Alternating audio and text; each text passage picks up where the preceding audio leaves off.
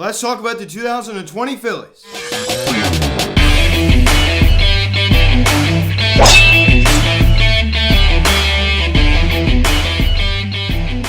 Yo, what is going on, everybody? Welcome to the Phillies House of Videocast, and today we're going to be having our 2020 Philadelphia Phillies season review here, as we're going to be talking about what went wrong here in 2020 for the Phillies and what needs to be done differently in 2021. It was a weird season, as I said last night, a 60-game season, not what we expected, expanded playoffs, and we still couldn't even get into the playoffs. Extremely disappointing. There were some bright moments this year, but it was overall not a good season as we finished with a 28-32 record. Extremely disappointing. Now, guys, before we get into this video, please subscribe if you have not yet. Please turn the notification bell. Please like this video, comment on this video, share this video, and let's get into this. Now, I think it's good that I talk about this season a day after the season ended, right? I mean, that's what I did last year. I think it's good to talk about my raw emotions. I think it's good to get all of it out a day after the season ended. I think that's good. I mean, I did that last year and it seemed to work really, really well.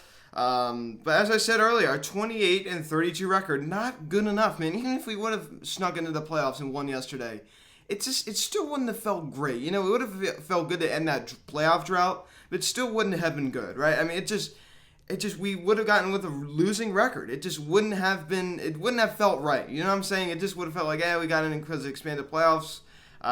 It just wouldn't have felt right. And, this team is just another joke. It really is. I mean, day in and day out, we just choke. I mean, think about the lead that we had.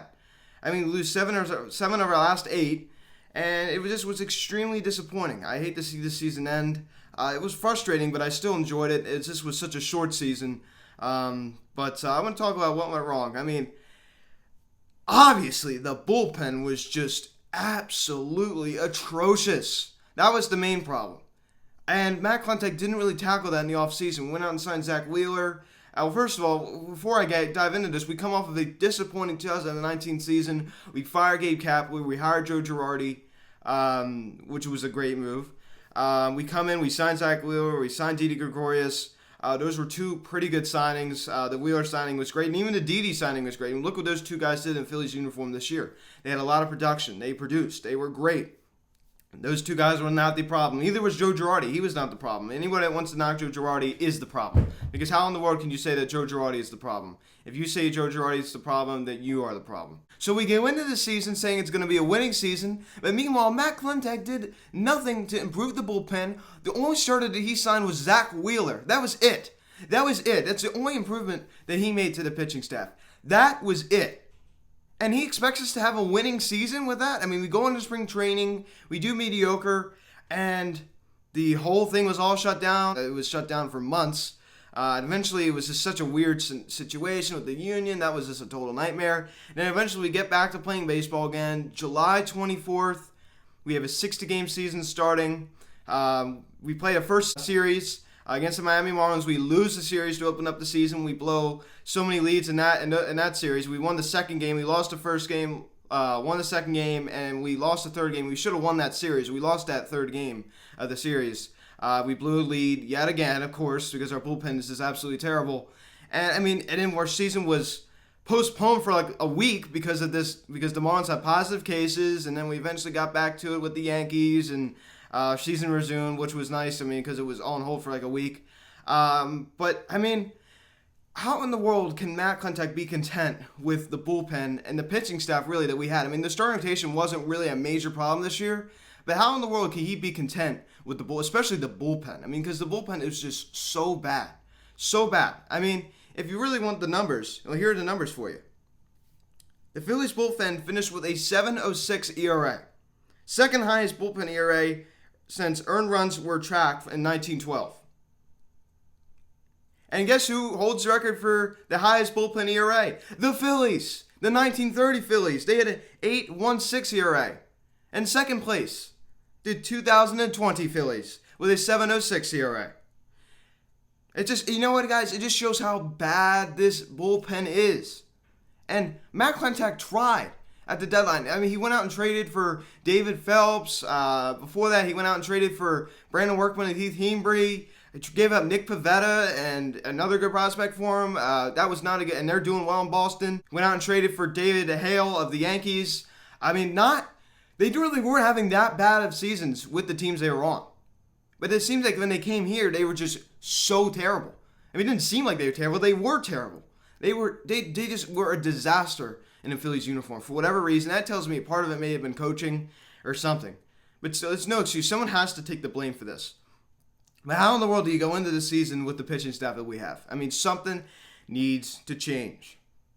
Now, even though this was a negative season, there were some bright spots. Alec Bohm came up in that series against the Baltimore Orioles, got a double his first Major League at-bat, and guys, what a season Alec Bohm had. What a season Alec Bohm had. I mean, he's like a 340 hitter. I mean, he didn't hit for a tremendous amount of power, but you know what, guys? This guy's a hit machine. And you know what I love about him? He has a very, very simple approach. And he didn't try to do too much. I mean, this guy deserves Rookie of the Year. This guy had a fantastic season. I mean, I love this kid. I cannot wait to see what this kid has for us next year. He's going to get in his first full season in the big leagues, a normal season, a 162-game season, not like a 60-game season like this year. It was just so weird. This kid is something special. That was a huge bright spot. It wasn't just like one moment. I mean, he had a lot of great moments in the Phillies uniform this year in such a short period of time. But it wasn't just like, the Alec Bohm coming to the big leagues for the Phillies was just so big for us. I mean, like, it was such a bright spot because it's just so refreshing to see this guy play, and it's such a positive thing that we have Alec Bohm on this team. I mean, and look what he did this year. Look at the production that he gave us. I love Alec Bohm. He is awesome. Now let's talk a little bit about Bryce Harper. His second year in a Phillies uniform, didn't get a full season. I'm a little disappointed he couldn't get that 50th walk, but he still led the major leagues in walks with 49 walks. Finished with a 268 batting average. I was hoping for a little bit higher average. I mean, he was hitting like 360 at one point. I knew he wasn't going to do that. I was hoping for a 300 batting average in a 60-game season. I for sure thought Bryce could do that. But as I said, the 49 walks to lead the major leagues, that is impressive. I'm proud of him on that part. I mean, second year in a row. Last year at 99, he missed 100, and then this year he had 49 and he missed 50. Frustrating. I'm sure that's pretty frustrating for him. But he hits 13 home runs this year, 33 RBIs, 49 walks, as I said. And if you look at his on-base percentage, 420. He had a 542 slugging percentage and a 962 OPS. And his slugging percentage really, really dipped during that slump. He was not getting a lot of extra base hits. You saw that home run drought he was in. It was terrible to watch. I mean, he just couldn't hit a home run for a little while. So my overall assessment of Bryce Harper is a little bit disappointing in the second year. I was hoping for a little bit more production. But there's a major part of this story. He was playing with a bad back for the past 4 to 5 weeks of this season. And that's right around the time when he entered the slump. So I want to say disappointment, but guys, look how many times the guy gets on base. I mean, I understand we didn't pay him $25 million a year this year because of the shortened season, how it worked out.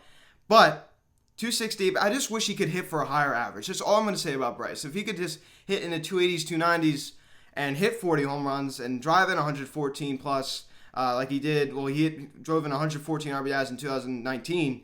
I just hope that he could just hit for a higher average. That's all I have to say. His on-base numbers are great. As I said, led in the major leagues in walks. So that is just fantastic. But I just wish he could hit for a higher average. But you know what? He played with a bad back, and he still had a good season.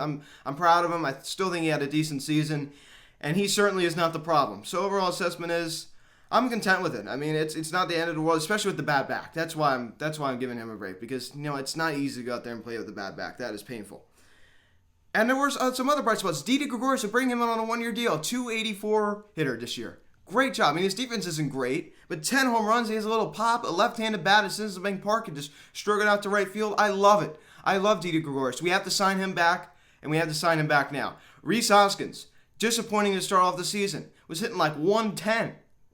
He finishes with a 245 batting average, 10 home runs. I mean, not terrible. I mean, I know he got hurt. That put him out for the season with that elbow strain. That was disappointing to see. I was hoping that we could see him return. He's done since our season's done. He might have come back in the postseason if we would have made a little run. I mean, horrible way to start the season. I think if he got to add a better start to the season, he would have finished better. That's why I was hoping that he could just continue this pace. Unfortunately, he got hurt. But hold on to Rhys. I like what I saw out of him. If he could just get more consistent, I tell you, I said this to somebody. I said he is just a few tweaks away from being one of the best first basemen in baseball. And if you go look at our outfield, Andrew Mccutchen, disappointing season, coming off of that ACL injury.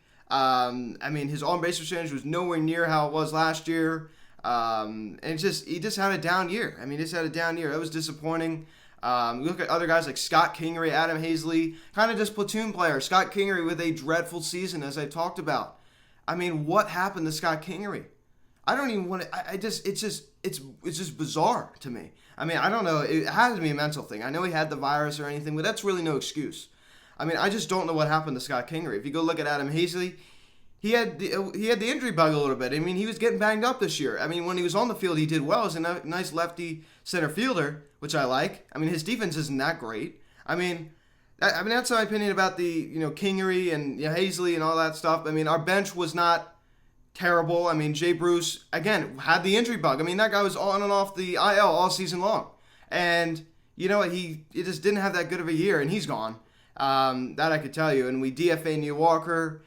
So guys that were just coming on and coming off our bench all season long. And we look at behind the plate, JT Realmuto set for free agency, as well as Didi Gregorius, Jake Arrieta, Jay Bruce, and a few others. JT Realmuto is about to be a free agent. Good season, but I tell you what, as I talked about last night, it seemed like after that, finishes with a .266 batting average, 11 home runs, 32 RBIs, a .840 OPS. But I felt like after that series against the Baltimore Orioles, he just wasn't the same sense. Am I wrong about that? I feel like he was just tearing it up. He had like 7 runs at that point.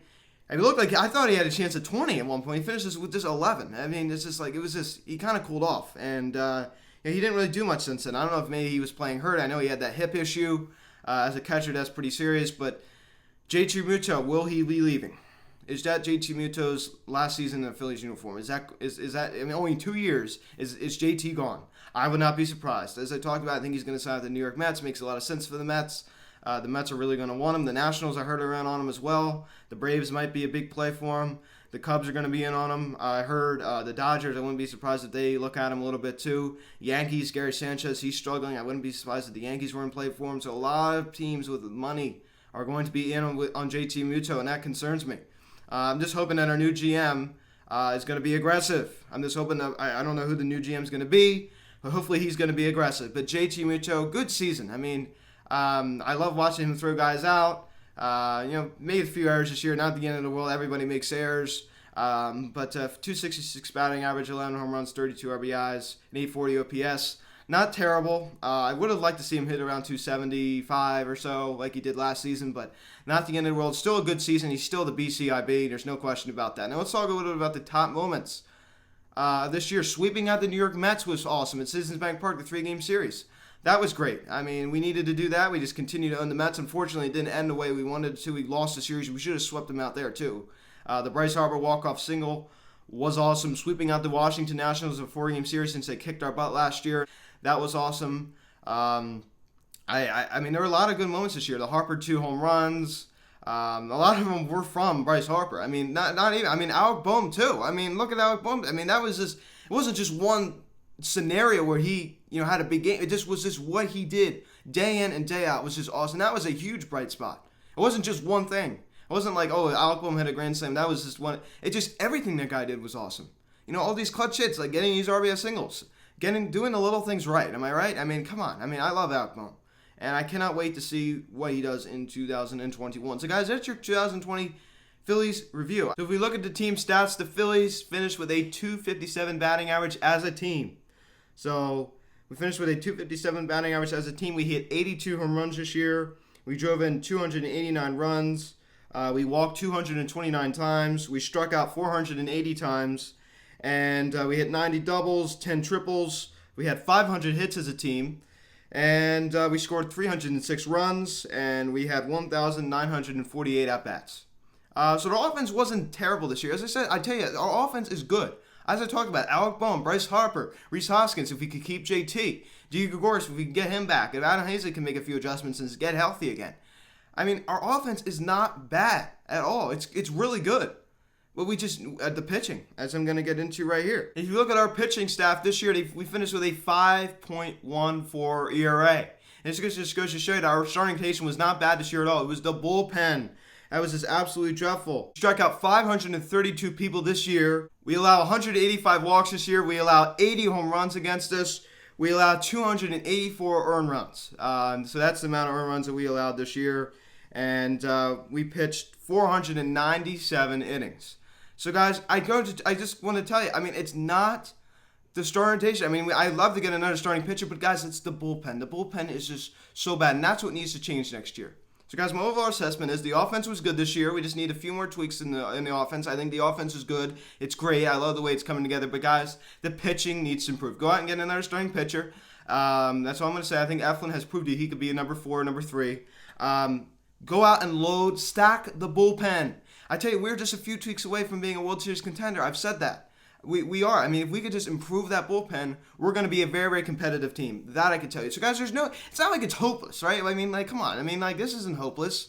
I mean, it's not like, we just didn't put the right team. I mean, we just didn't do a very good job, and I think a new GM would change that. So I do think McCutchen will be fired, and I do think we will get a new GM in there. Hopefully he could stack the bullpen, and I think Andy McPhail might be going too. Hopefully we can get a new president and GM that understand the bullpen and can stack it. And if they do, I think this team's going to have a lot of success in 2021. That I can tell you, and in years forward. So, guys, thank you so much for watching this video. Please subscribe if you have not yet. Please turn on the notification bell. Please like this video, comment on this video, share this video. Check out the social media, link in the description section, at Phillies Hot Instagram, at HeartFanax Instagram. Call or text 267-225-3392. Email me, phillieshotstove@gmail.com. Guys, thank you all so much for watching this video. Once again, thank you all so much for a great 2020 season. That is our 2020 season review here. We need to improve. Sign JT, sign Didi. Arrieta is going to walk. We'll not miss Jake Arrieta. We'll make a free agent video at the end of October. That's not going to be for a little while now. So, guys, thank you so much for watching this video. Once again, there's no next game. That's it. That's the end of the season. So, once again, thank you all. I'm going to be taking a day off tomorrow probably, and I'm going to be making a video Wednesday appearing in my new Phillies jersey that I got. So I'll be going to be debuting that on the VCast. So I'll talk to you all later. I'll see you guys.